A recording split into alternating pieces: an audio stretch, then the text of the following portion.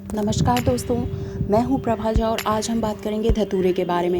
जी हाँ, जिस प्रकार भगवान शिव को धतूर चढ़ाने से वे प्रसन्न हो जाते हैं, उसी प्रकार भगवान शिव को प्रसन्न करने वाला धतूर मानवीय जीवन में भी बहुत महत्वपूर्ण है। जैसे कानों की कोई भी परेशानी हो, जैसे दर्द होना, फंगस, सूजन या कोई और परेशानी, तो आप धतूर के कोमल पत्तों को ले लें। आप उसके कोमल टहनी को भी ले सकते हैं। उसका 100 ग्राम रस निकाल लीजिए, जिसमें 25 ग्राम लहसुन कूट करके डालें और 10 ग्राम नीम की पत्तियां और 50 ग्राम सरसों का तेल, इन सबको मिलाकर धीमी आंच में पकाएं। जब इसका पानी सूख जाए और बाकी चीज़ें भी अच्छे से पक जाए तो इसको ठंडा करके छान लें और किसी बॉटल में भर के रख लें। और फिर आप इसको किसी भी प्रकार के कान के दर्द या कान की कोई और समस्या में प्रयोग कर सकते हैं। ये धतूरे का फल और पत्ती अस्थमा के रोगी के लिए रामबाण इलाज कर सकता है। अस्थमा के रोगी के लिए धतूर का प्रयोग बहुत लाभकारी है। जैसे धतूरे की पत्तियों को छाया में सुखाकर उतनी ही मात्रा में उसके फल को लें, दोनों को कूट लें। इस मिश्रण को मिट्टी के बर्तन जैसे हांडिया आकार के बर्तन में रखकर ढक लें। फिर इसको आप उपले, कोयले या लकड़ी के अंगार पर इस बर्तन को रख लें। जब पत्तियां और फल जलकर भस्म बन जाए तो इसका आधा ग्राम तक की मात्रा को सुबह शाम शहद के साथ चाटने से अस्थमा व कफ में बहुत लाभ मिलेगा। जिस किसी को भी अस्थमा का अटैक पड़ता हो, ऐसे में धतूरे के पत्तों को छाया में सुखाएं।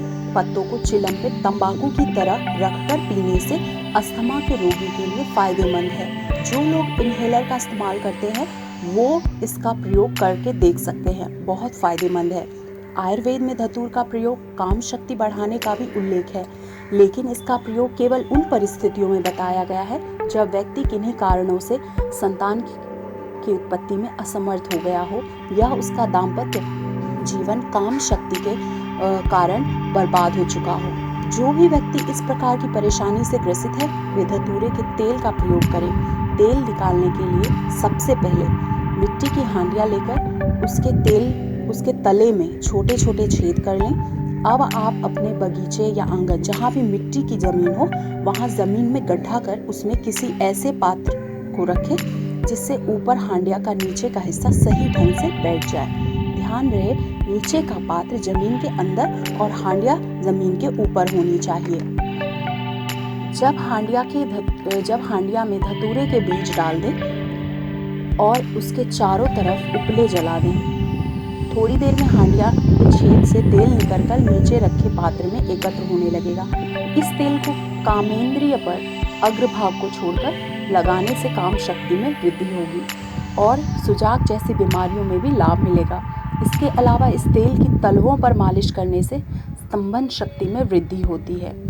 जिनको भी अर्थराइटिस की वजह से जोड़ों में दर्द व सूजन रहती है, धतूरे के पत्तों पर तेल लगाकर व हल्का सा गर्म करके इन्हें जहाँ भी दर्द या सूजन है उस जगह पे बांध लें। इससे दर्द व सूजन में कमी आएगी। जिन महिलाओं के स्तन में गांठ या सूजन आ गई हो और डर है कि कहीं कैंसर तो नहीं, तो उन्हें भी धतूरे के पत्तों को थोड़ा गर्म करके व तेल लगाकर के स्तनों पर बांध लें तो कुछ ही दिनों में गांठ धुलनी शुरू हो जाएगी और सूजन भी उतर जाएगा। धतूरे की जड़ को कमर में बांध लेने से गर्भस्राव की संभावना खत्म हो जाती है। जो महिलाएं बार बार गर्भ गिरने की वजह से परेशान हैं, ये उनके लिए है। दोस्तों, ये तो थे धतूरे के फायदे, लेकिन हम सभी जानते हैं कि धतूरा एक जहरीला पौधा है। इससे ज़्यादा प्रयोग करने से या बिना जानकारी के प्रयोग करने से बहुत नुकसान हो सकता है। पागलपन भी हो सकता है, सिर दर्द भी हो सकता है, बेहोशी और शरीर में रूखापन ला देता है, यहाँ तक कि मृत्यु तक हो सकती है। इसलिए जब भी इसका प्रयोग करें सावधानी पूर्वक करें। Thank you for watching.